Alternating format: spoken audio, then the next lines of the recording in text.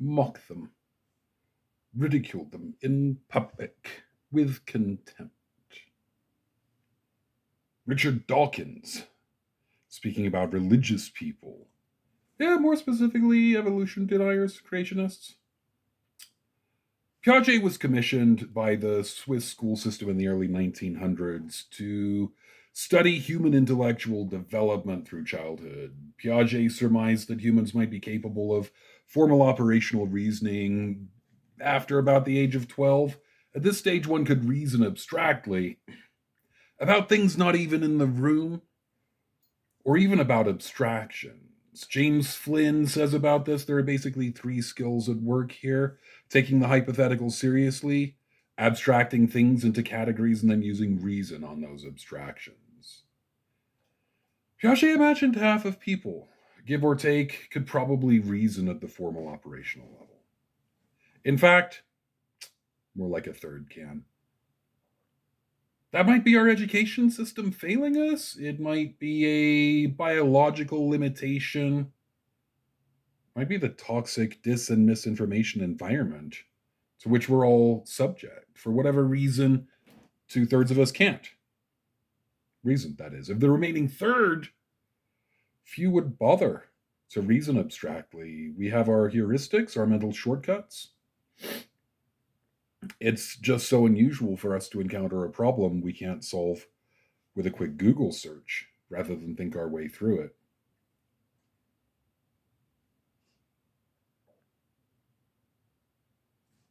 In order to turn on our reasoning skills, we need to be confronted with major problems and fail using simpler solutions. The best form of an argument is probably the most logical form. We sit down, agree on the rules of engagement for a discussion, not a debate, which is rhetorical, but an inquiry that uses logic and the best available evidence to examine every idea.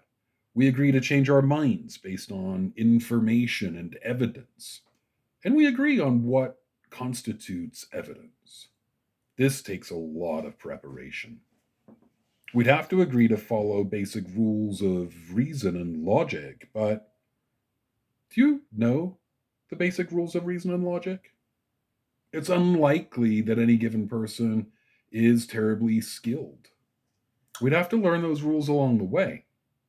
Mistakes would happen, pride would interfere when I suggest that feelings usually don't count for very much. And anecdotal evidence isn't really evidence. Even then, most people aren't capable of reason anyway. Even more pernicious is cognitive dissonance. We have these frontal lobes that are capable of these magnificent feats of abstract logic, of removing ourselves from a problem, of detaching from outcomes, letting go of foreknowledge and bias, and agreeing to make a decision only after a good faith review of all of the best available evidence. Review that evidence, arrive at a conclusion, hold it loosely. Date it.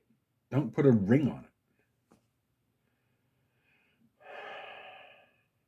But we don't use our frontal lobes for this endeavor. Rather than being rational, we rationalize.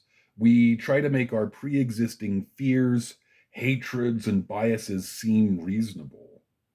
That impressive power of argument and abstraction filters the available information, only collecting that which supports our view and presenting that view as justified. This is what makes Joe Rogan and Bill Maher type programming so deadly to democracy. People with outlier views get to go on the show, enjoy a platform, and explain in logical seeming terms why down is up, white is black, and the real victims are the perpetrators. No fact checking, a few liberal guests who try to engage these arguments in good faith when they're not good faith arguments. It looks like a 50-50 proposition to the audience, and lacking any other information, that audience goes with their gut. Their racist, sexist, nationalistic, xenophobic, heteronormative gut. And the last part of this argument, you can't reason someone out of a position they didn't reason theirself into. Talking heads on TV are paid partisan operatives. They take large sums of money to have their opinions. Changing their mind would be ruinous economically, and no telling what those folks actually believe behind closed doors when the checks aren't clearing. Religious people are often raised in a faith. They weren't given a logical argument for God when they were baptized in infancy. They weren't reasoned into church every Sunday when they were 4. Nobody considers all the available data before deciding whether to pray before meals. People are indoctrinated into faiths as young as possible exactly because reason doesn't lead into faith. Reason leads away from all sorts of authoritarian power structures. So, what's left?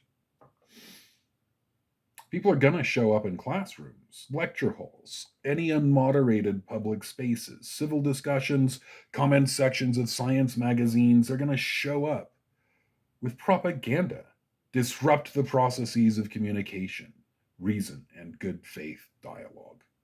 Shout over the discussants. Nazis, fascists, and quasi religious people who disrupt in their name can find no safe spaces in civil society. They need to be outed and ousted. Invite them back later as you would a tantruming child. You're welcome to participate in the discussion when you can use your big kid words. This again is the double bind of civility. Uncivil people can ruin civil discourse. Keeping them in doesn't solve that problem. And tossing them is an authoritarian power play, but in the end, to preserve civil discourse, you can't have tolerance for intolerance. Should we mock Christians, as Richard Dawkins suggests? Well, are they engaging in a good faith dialogue? Or are they disrupting the proceedings? Are they amenable to reason such that we could reason them out of unwholesome practices and beliefs, like conversion therapy for minors who cannot consent to the procedure? Or is shame the only way to induce any change or the beginning of empathy? Are you going to have a logical argument with the thugs who arrive with God hates banners, signs that say, "Thank God for dead soldiers" at a veteran's funeral? We're just going to blank him out, chase him off by any means necessary. There's a time to make fun of people. The Trump party is not amenable to reason. They don't have facts from which to reason. Their positions are neither logically nor morally consistent. Winning is the only unchangeable position they possess. The thing to do with Trumpy people is mock the man, mock the Donald, bring the idol down, debase and degrade. Logically, democracy